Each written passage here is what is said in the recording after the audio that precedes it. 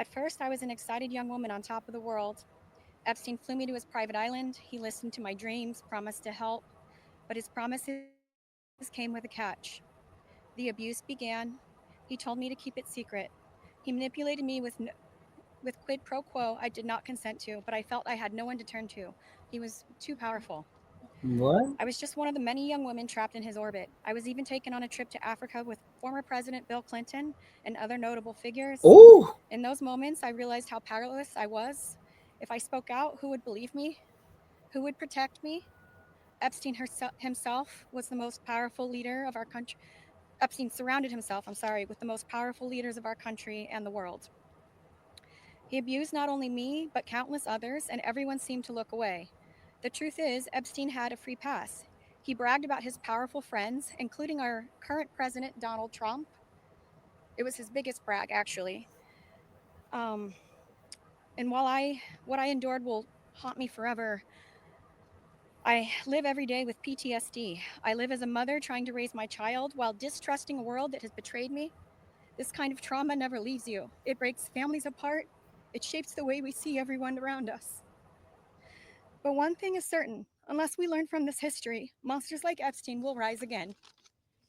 There are files, government files, that hold the truth about Epstein, who he knew, who owed him, who protected him, and why he was allowed to operate for so long without consequence.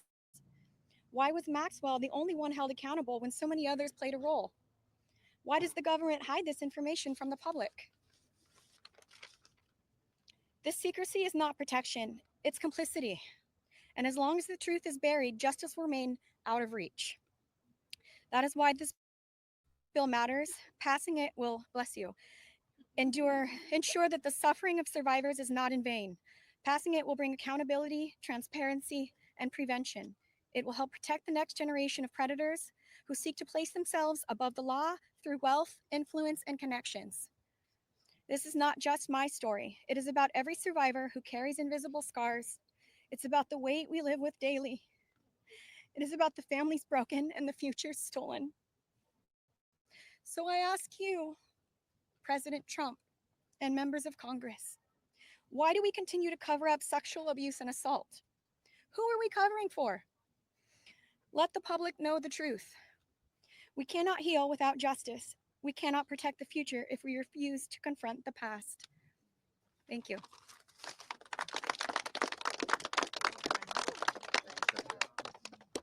Let's just give a round of applause for all the courage and strength that the survivors have shown. We now will take a few questions. You can always get Congressman Massey, me, or Congresswoman Green in the hallways and other places. If you have questions for us, that's fine. But I wanted to see first if you have questions for the lawyers and the survivors, and Brad will facilitate any of the questions to the survivors. Yes. Yeah, this question would be for the survivors, Mr. Edwards. The president has said that this Epstein issue is a hoax, is the word that he used. Can we get your reactions to what you think when you hear him say that? I'll answer that.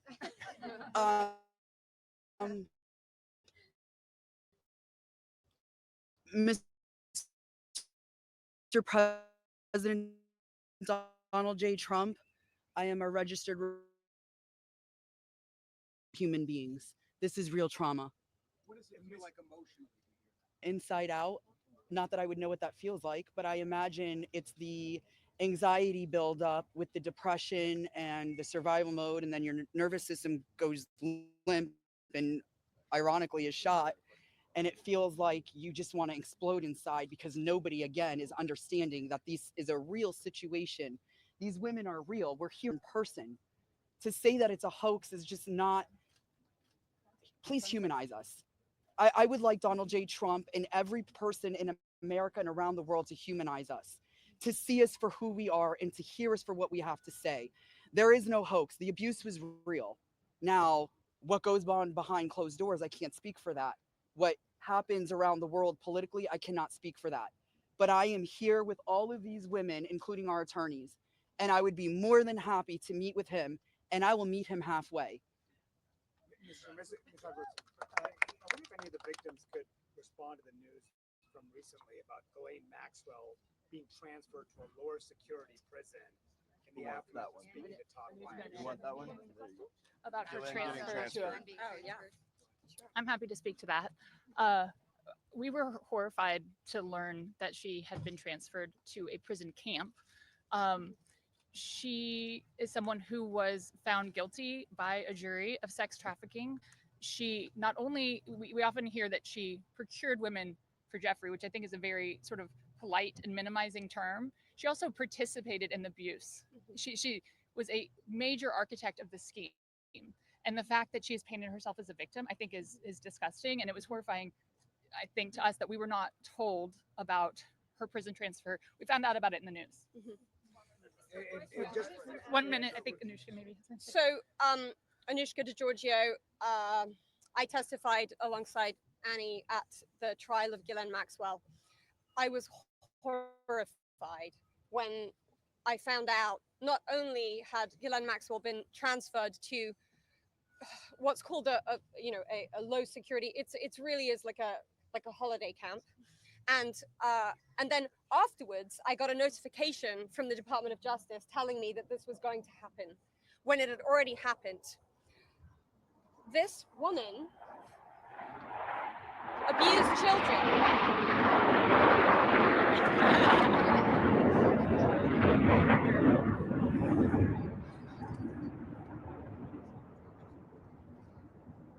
I was abused by Jeffrey Epstein and Ghislaine Maxwell for over 10 years. Ghislaine Maxwell was present for some of my abuse at the hand of Jeffrey Epstein. She was present, she was complicit, she was enabling, and it is appalling and disgusting.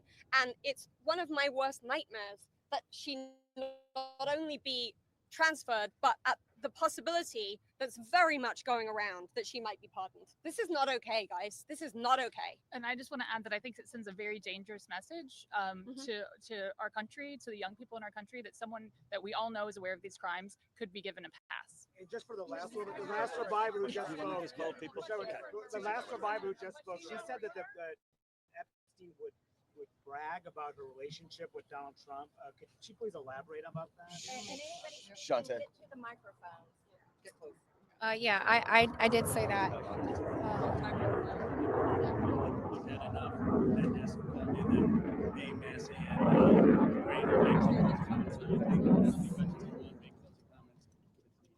My first trip to the Palm Beach residence, I drove there from the airport with Ghislaine Maxwell, and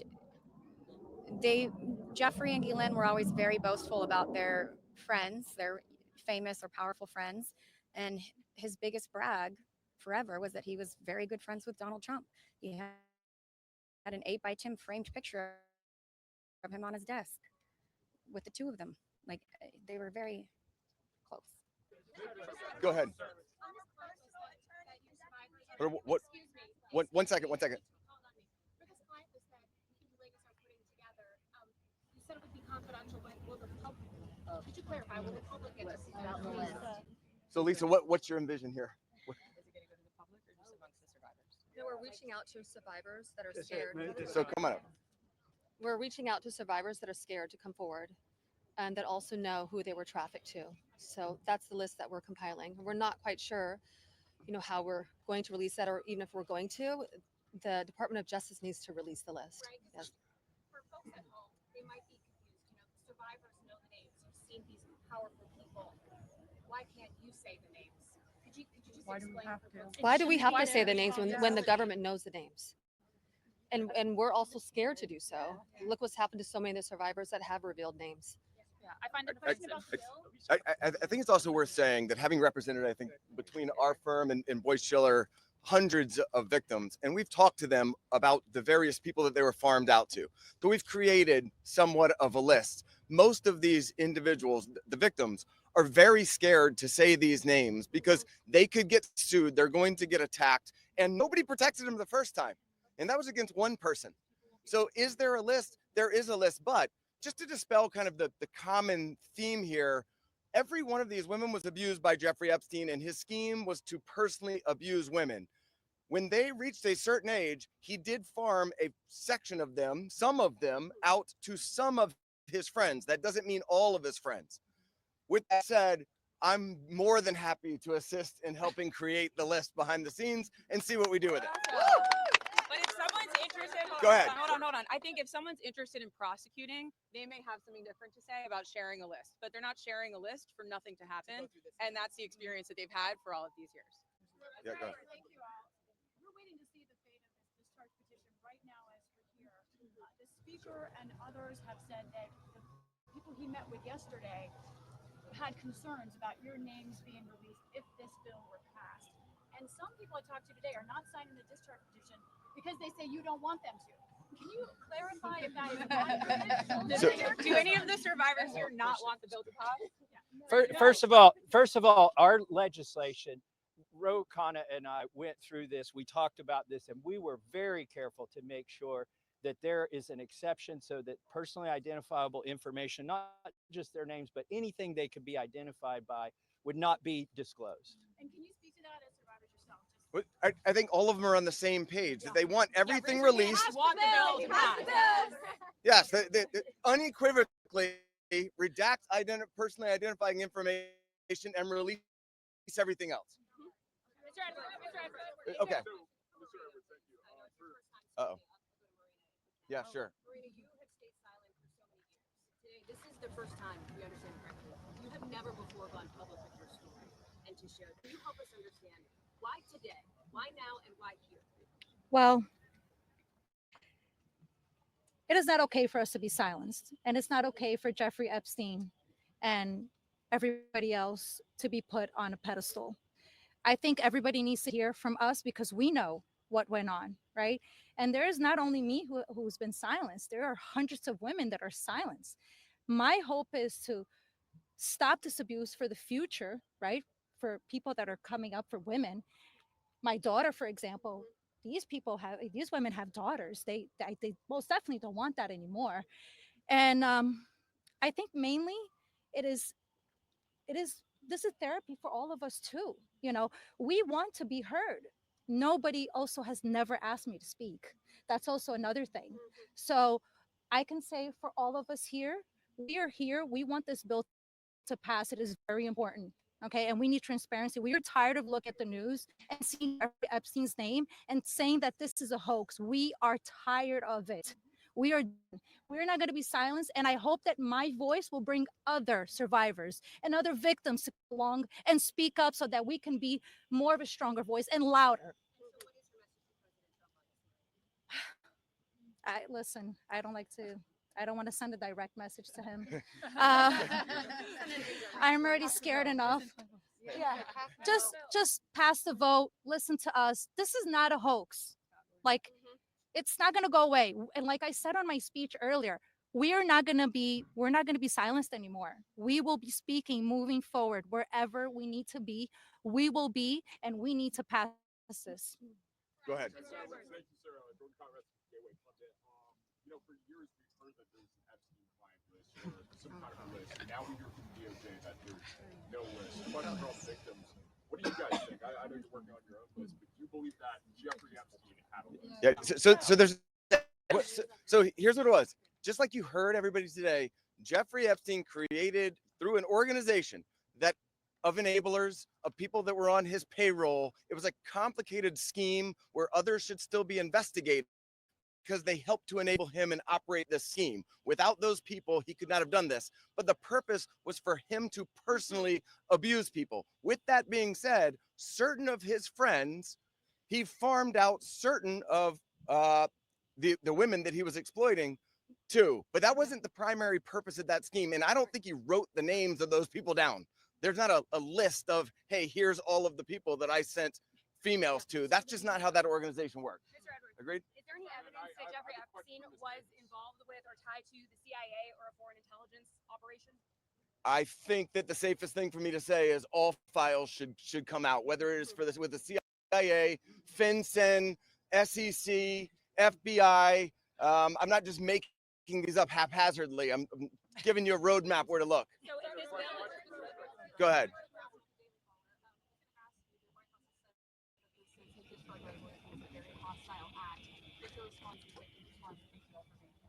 I'll go first and then I'll let them. They're much more important than me, but I don't understand why it's a hostile act. I can tell you that I talked to President Trump back in 2009, and several times after that. He didn't think that it was a hoax then. In fact, he helped me. He got on the phone. He told me things that were helping our investigation. Now, our investigation wasn't looking into him, but he was helping us then. He didn't treat this as a hoax. So at this point in time, I would hope that he would revert back to what he was saying to get elected, which is, I want transparency. This about face that occurred, none of us understand it. In fact, I don't understand how this is an issue that's even up for debate.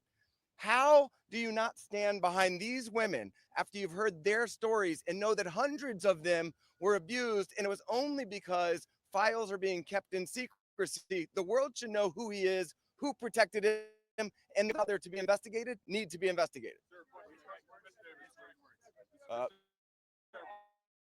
Good. People who are currently serving in government, who are named, who you know of, are in these files, who you had relations with, anything of that sort, who Jeffrey Epstein connected you with? Are you willing to say yes or no? I don't think I can.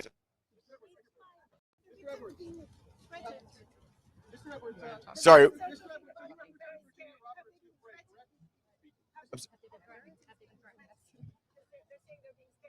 I think she's referring to my speech. Hi, Anushka DeGiorgio. I have been threatened.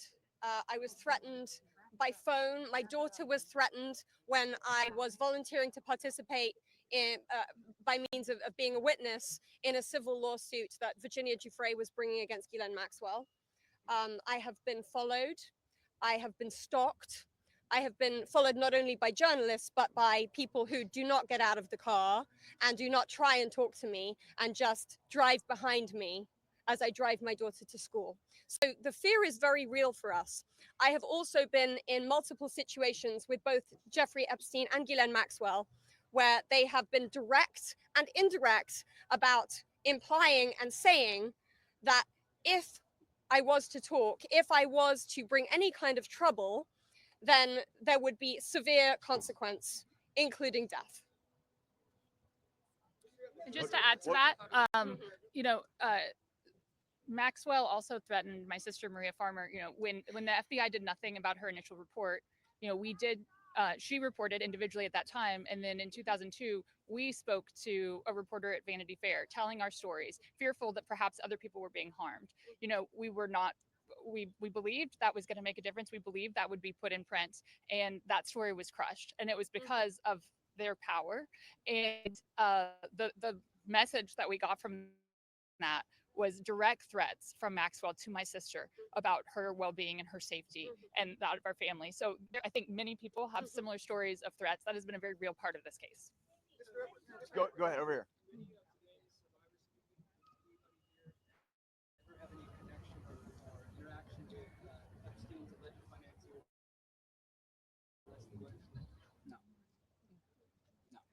Nope. You want to address Well, that? I just want to say it's one thing that's very clear when people say, you know, please share names. There are names that are very well known, like that of Les Wexner, who everyone knows supplied an enormous amount of Epstein's, you know, financial wealth and allowed this operation to happen. So it's, I think, confusing to many of us why there have not been more ramifications for him, and he's been seen as a victim when clearly, I believe there's more to it. But, yep. Represented Virginia Roberts was played for years. She eventually had to recant the allegations that she made against Alan Dershowitz. She alleged that. We're not talking. All right, next question. Next question. Thank you. Who's next? Why is it that she should be? Yeah, no, we're not answering your question. Anybody else? Go ahead. How did the victim feel about the interview that was given to Ghislaine Maxwell? There's a woman trying to say something. That's better. Okay, ma'am, I think that you had a question. Talked in the past about the existence of the Epstein birthday book. Have you yourself in the course of litigation seen it? I don't know that we're able to reveal what we've seen and what we have not seen by way of protective order. But my point being in that circumstance was, if anybody wants answers, there's an easy place to get it. I told you where to get it. I said the estate of Jeffrey Epstein has it. Serve a subpoena on them. They'll turn it over. And if we had served a subpoena on them in the past, they would have turned it over and we would have seen it. which I don't usually miss subpoenas like that. So there we go. Mr. Edwards, can you Go ahead. elaborate on the, just say one thing on the, you know, to your question about the allegations, there's a simple answer. Release the files. Let the American public decide. Instead of harassing, instead of, I gave you your say, look, You're hired by Dershowitz. but, you know, even you've been heard. You've been heard. You've been heard. And even Alan Dershowitz says release the files. Release the files. That is the answer, and that's what we're here for. And that is the You gotta go. You gotta go. Can you elaborate on this? Sorry. You said that.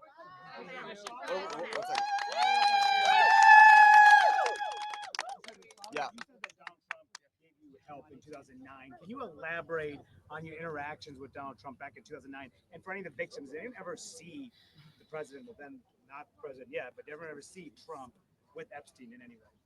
I don't know who's I don't think that we can answer that question. Did anybody see Trump with Epstein back then? This is really not a political thing. We want the passage of the bill, and this is not to call out President Trump. My point was that he was friendly back then, did not trying to help, and now it seems like all of the sudden in 2009 be on the side of the victims and stand with us. On the passage of the bill, Go ahead.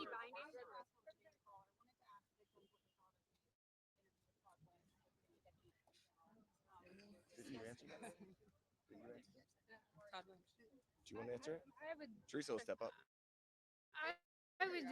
Teresa J. Home. On that, because what I will say is she got this airtime and platform. Her voice was elevated way before our voices were elevated here today. And that same calm, manipulative voice that she had so polite there that day with Todd Blanche was the same polite, coercive, manipulative voice that I heard as she was grooming me to then send me off to the home of Jeffrey Epstein where he would assault me. So that's what she was doing for hours, speaking with me, building relationship with me, building trust with me, allowing me to believe that from my college, flown across the country from Los Angeles to New York City to interview, so I thought.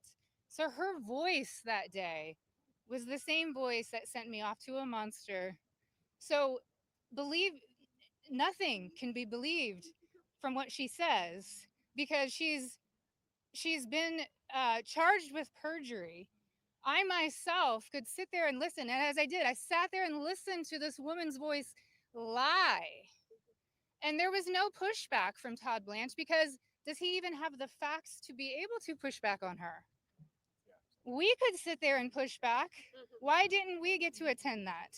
Why weren't we there that day? Or why wasn't even one of us consulted prior to that day in that meeting? And why on earth has she been moved from Florida to her? It basically is prison spa. I mean, you know, let's be real. None of us were consulted. I found out, just like everyone here found out, through the media, through all of you. We found out about Gilan's transfer.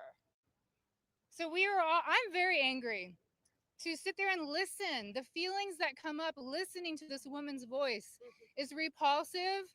Yes, I would say it's triggering. We all work very, very hard on healing, and it still gets to us after 2 decades. It's a very long answer, repulsive to listen to her voice in her interview. Can we take two more questions? One over here.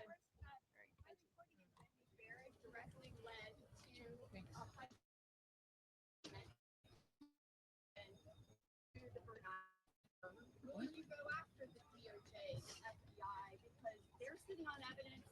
I've held the evidence in my hands. You want to see it?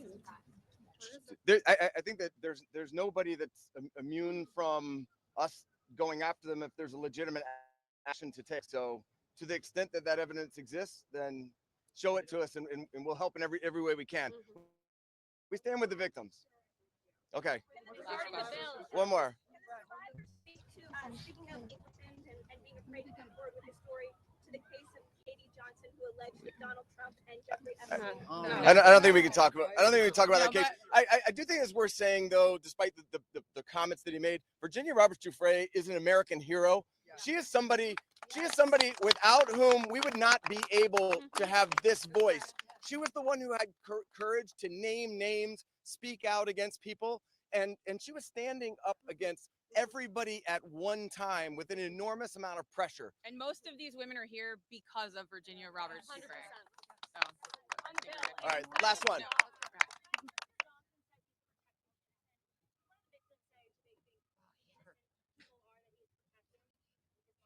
Clearly not us. I don't think that anybody knows, but I can tell you that in the